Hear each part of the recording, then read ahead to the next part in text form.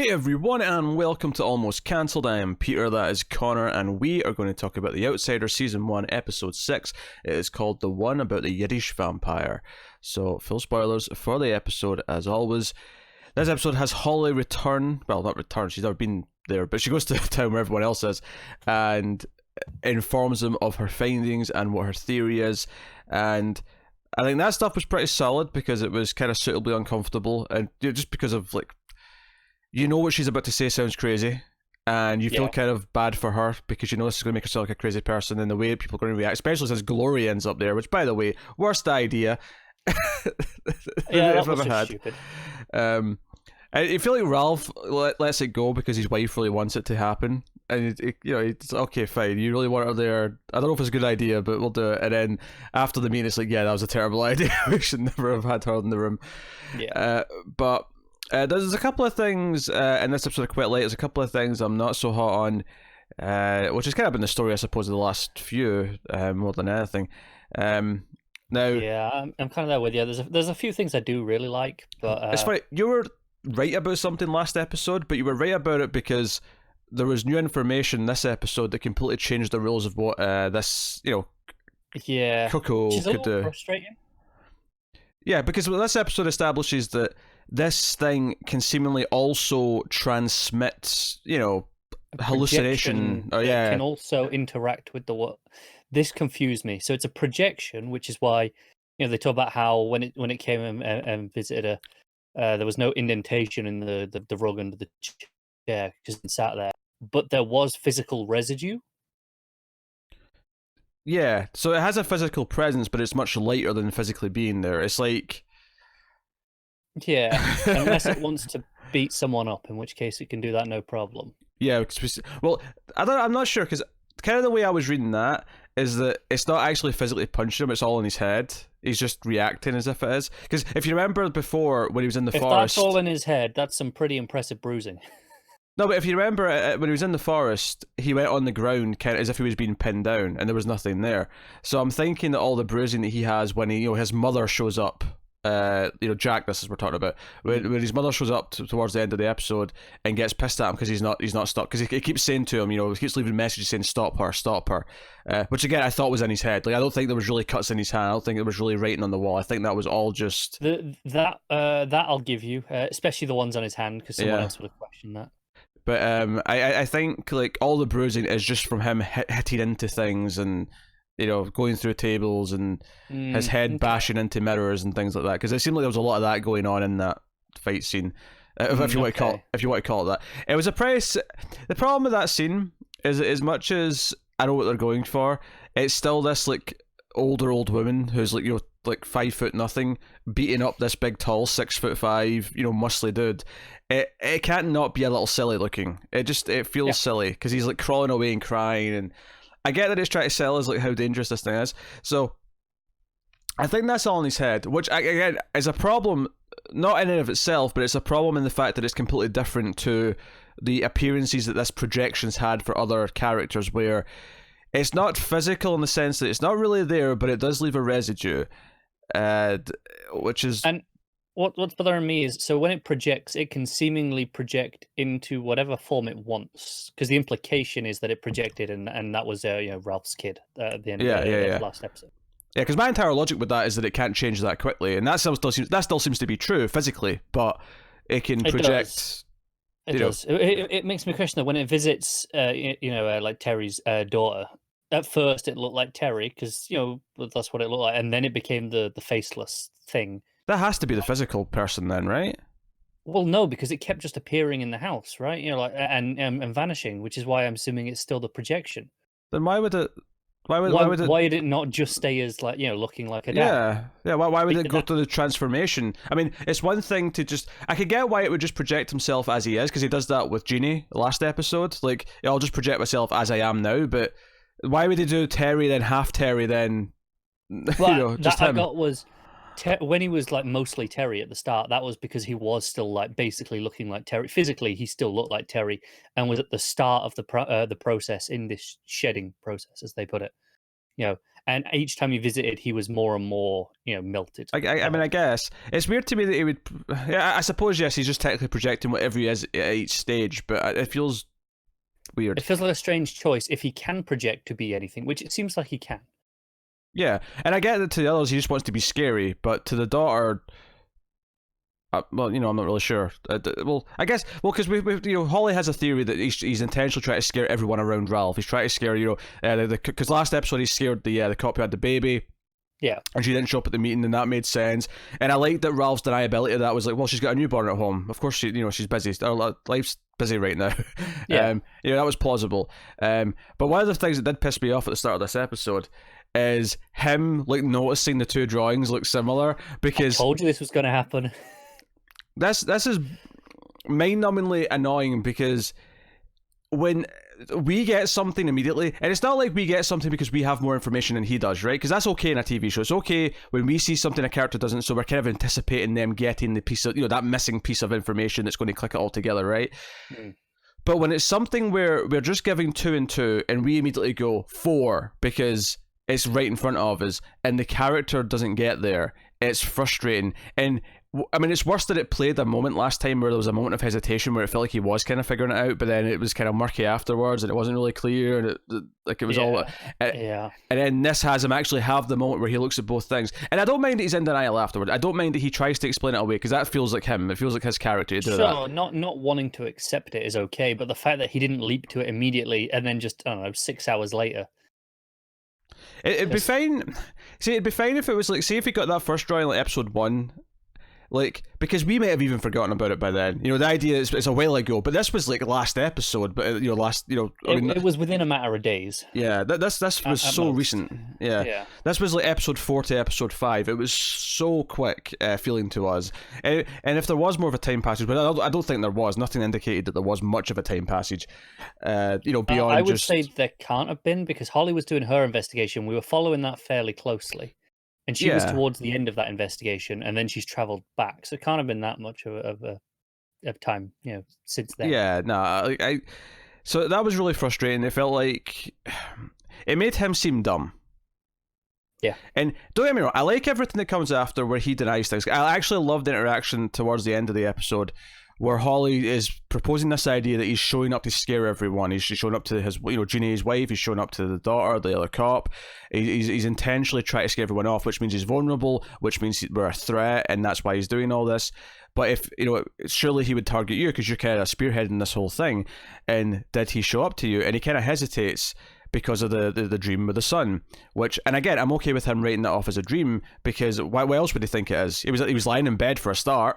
I mean, Yeah. I will say, this is one of those things where from near the start of the episode, before we knew about the projection, he has a scene with this therapist, and he talks about it, and it's so clear because he talks to the really obvious reasoning of, well, I gotta let him go, I gotta move on, right? And at that point, you're like, immediately go, okay, so there's more going on. We wouldn't be making such a big deal about it otherwise. So how is it something else? And I think that's what's frustrating, that I don't even like being right about it from last episode. I don't want to gloat about it, because they just, here's a new rule. Yeah, that part's frustrating. I did like his denial of it though. I think this was mostly down to Mendelssohn's performance, because in this scene when she's asking him, "Oh, what did he say?" Because Holly has this way of just like sort of jumping to the next day, and I kind of like this about her character, because I think her performance is really good as well, and I like the way her character kind of leaps to the next thing without having to confirm the previous thing. And she just says, "Oh, what did he say?" She just takes it for granted that the reason why I hesitated is because something did happen, that there was a dream of some kind. Which is the other thing. It's kind of unclear that if some of these things, because part of the reason why I'm thinking, like, maybe this rule about him projecting is that everyone he projects to is kind of in like at least a half sleep state, because every example we can think of has been that. The daughter, it was middle of the night, she was just out of bed. Jeannie was just out of bed, sort of sleepwalking. The other cop was sleeping, and like I say, Ralph may or may not have fallen asleep, but he was lying in bed, so it's not that much of a leap to say that he was kind of halfway there or whatever. Yeah, you might be onto something there. And that would track with the other cop from last episode, I think it was, with the, hey, dreams. Yeah, and then even Hall at the start of this episode in the bus, which I actually hated that scene, because I just felt... It felt like a really forced action scene, yeah. It felt whatever. It didn't add anything. Yeah, it just felt like it was. Yeah, it felt like a 2 minute scene of tension for just random tension's sake. It didn't really feel like it did much. But anyway, in this scene, when she says, what did he say to you? I love the angles this because this episode's directed by Karen Kusama, who did The Invitation. So I like her a lot. She's come a long way because there was a time when she was the Aeon Flux director, and now we get The Invitation. But she's got the camera sort of high up, looking down at him, and it feels kind of small in the frame. It's like, it's like it feels like a little boy almost in the framing. And he said, "Of like, it wasn't him." And the way he keeps sort of reiterating, "It wasn't him." Is like, what did he say? He's like, well, he says I had to let him go, but it wasn't him. And he and the way he clears his throat at key points as well. There's a lot of little things that he does in his performance that really sells this moment of him, like. Because I think he comes across. Obviously, everyone reacts when she tells a story about what she's discovered, and and at first he feels like, okay, she's followed this evidence, and it's weird that there's 3 examples of this exact case. Different people who have got, rock solid, not even just alibis, but straight up evidence saying they're here or they're there, and these crimes are happening. But then she has to bring up, it's a malevolent, force called entity, I believe was the word. Entity, yes. I love there's a scene with Ralph and Glory where I love that she mispronounces it and just calls it cuckoo. She goes El Cuckoo, and it's funny. I'm actually having a hard time saying it properly because I just keep hearing El Cuckoo in my head now because she said it the wrong way. But I liked her. I like that she intentionally mispronounced it. I mean, not a character, but the script, the actress. It was like, no, mispronounce it. You don't quite understand it or take it seriously. It's this silly thing. Honestly, I'm not sure if it is that. It might actually be the character intentionally because it's cookie. Oh, sure. It's crazy. It might have been an intentional dig. Yeah, no, I could see it that way. I mean, either way, I still like it though. But yeah, so no, I like that scene at a lot at the end with him because he's kind of in deniability throughout the episode. Like I was getting to, there's. Even though it makes sense, they all kind of react this way at first, and we'll talk about the other characters' reactions to it and all the stuff that leads up to it, but him from then on, there's a lot of great moments where, Jeannie is a lot more responsive to her and sort of talks to Holly and asks her questions, and is like, okay, so, and Holly explains that all the families of the victims all ended up dying as well, and there's like a funny beat where he kind of, in the car, he kind of says, oh, that was crackpot nonsense, I can't believe, and Jeannie's like, and Holly's in the back seat, he's like, oh, she's staying with us tonight, it's like, okay, but when she comes back, Jeannie, because she's also seen these drawings, she went and got Glory's daughter to like describe it so she could draw the different stages, and Glory not too pleased about this because putting her daughter through all these harsh memories. Not reacting well. Yeah, but they really start, and this is where we get. I thought it was a smart little trick with the blacklight sort of makeshift blacklight with the different using the different colors to block out the various light frequencies. Yeah, that was a neat trick. And they've got this residue, and she theorizes that he's essentially shedding. Why his projection is shedding, I'm not entirely sure. What's bothering me, but whatever. I mean, we'll roll with it. But there's a moment here where they're talking about this stuff, and it's when Holly suggests, because the framing's on Ralph in the foreground, and he's just kind of sitting listening to this conversation, and he's clearly sort of agitated, and he's almost, you can't see his legs sort of like shaking, but you assume it is because he's just sitting there looking like he's uneasy, and he needs to do something. It's the moment where Holly says, okay, you saw him here, but what if he wasn't actually physically here because there was no like indent underneath the chair, right? And it's at that moment where he just gets up and walks away because it's like this crazier idea, it's just like, I'm not dealing with this shit. Yeah, because they had a couple of funny lines. There's a moment where he's talking to Eunice, and Eunice is a bit more, maybe we should keep an open mind. He's like, well, you keep an open mind, I'm going to go look for evidence and facts, dumb cop shit like that, and that like made me laugh. That was a good line. That was a pretty good line. It just, there's little bits like that, especially when Holly says, did you dust for prints? And he's like, well, no. I mean, there was no evidence of a break-in, there was nothing broken, no alarm went off, like, there was no sign that anything actually was here, so no, I did not dust for prints. Seems pretty reasonable. Like, he did some pretty thorough checks as it was, just to, presumably just, all right, I'll make you feel better and look around. Yeah. So, so the character stuff with Ralph, for the most part, I'm really liking. Like, his reactions to it, especially this idea that this entity now is like, tried to use the image of his son as like a sort of weapon, and him having to kind of like, right now he's denying that was him, but the realization this actually was this other force using his son to try and like break him or change his mind or get him to scare off, I think is something that will help him quite personally, and it feels personal just watching it. So definitely. I think that stuff really works. The various reactions were good. What's funny is that Eunice, we complained last episode that all of a sudden out of nowhere he was quite spiritual. So his reaction this episode didn't feel so bad. So I'll at least say, okay, it was good to introduce it first before this episode, because this would have felt really weird. I do think it should have been teased slower from the start. What's funny is I actually think I'd have preferred it the other way around. If Holly came to them with this and he's like, all right, well, I'm pretty open to the possibility. And then we got the thing about dreams and that. I don't know, that bothered me less. I don't know. The way he immediately said he knew what it was and did the little, the crucifix or the cross sign. Yeah. I was like, okay, I'm glad they set up that he was a bit more superstitious last episode, because this moment would have felt like all of a sudden he's like, oh yes. I think you'd have had to play it slightly differently. But I like that. I like that Alec was a bit more open to it, because I actually liked Alec's explanation, because the lawyer's just having none of this. He's like, oh, this is bullshit. Glory screams at her, and I felt bad for Holly here, because it was like, honestly, I think what I appreciated as the breaking point though was not all the insane stuff that she was saying, but more kind of, well, forget about all the things that it's done in the past. It's too late to stop to do anything about those. Let's just stop it going forward. And she's like, well, this was supposed to be about exonerating my husband, not about stopping going forward. That's how we prove it, though. We catch him. we prove that he can do this, and therefore we can exonerate everyone who's already been, I think, the victim. Sure. But I mean, the problem is, I doubt, even if they do manage to catch it and win, proving that to a wider public isn't going to happen. The only way the story ends with them killing it, and Terry still is presumed guilty. I don't think they prove it to a wider public, but I think they get to know. And I think it's important, because in this episode, she does actually, later on, in that scene with Ralph, where she actually ponders the fact that this is so hard to prove my husband's innocence, is it possible he actually killed them? And, she kind of catches herself saying that, and it's a nice little moment. I thought the acting was good here. I wasn't a big fan of this beat, to be honest with you. Given that how intense she's been the whole show about, that he's innocent, even at the start, before a lot of the other evidence came up, and then when there is all this other evidence that, no, it wasn't him.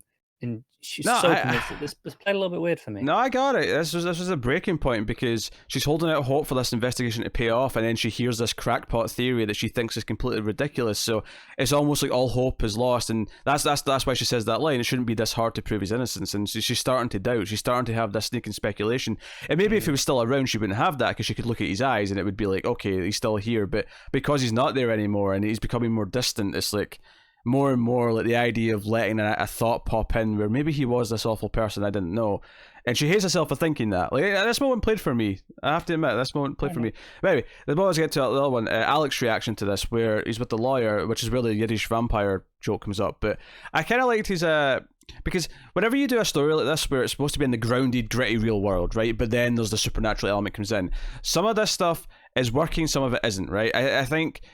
And it's funny, because even Ralph says this to Holly later in the episode. He says that it's one thing to come in and say there's maybe something unexplained, or maybe different from anything we've ever tackled before, and there's maybe something going on here we don't understand.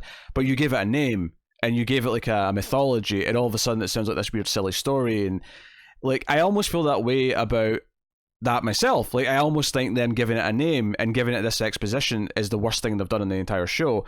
And what I liked about the scene with Alec and the lawyer is that Alec says, look, for centuries, thousands of years, we had stories, the human race had tons of stories of witches, of vampires, of demons, of whatever. And for the most part, obviously, these days it's like, okay, well, that was just ignorance, that was fear of things we don't understand. But now we have psychology, we have science, we have all these different things, and we can prove what each of these things actually are. But what if, in an effort to over-explain every single thing, what if now the opposite occasionally sometimes happens, where we can't accept that something's actually a demon or a supernatural entity, so we prescribe it some sort of psychological name to explain it. And that, to me, sort of flip it and put it in the real world context of maybe this is the mistake we're making. Maybe we're so... the hubris of us to assume that we've got everything sussed out, that there is nothing we don't understand.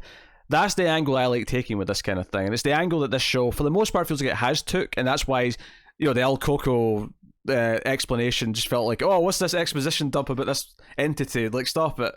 Well, that's it, because for the first 3 episodes, it was just, there's something extra there. There's opposing evidence. There was no mythology or anything like that, like you Yeah. say. And I don't mind them getting to that over the course of the show necessarily, like understanding its mythology, because obviously it has a history, right? So they can understand its mythology in their own way. But like I say, once they got the exposition dump of just here's what it is, everything's become far less interesting.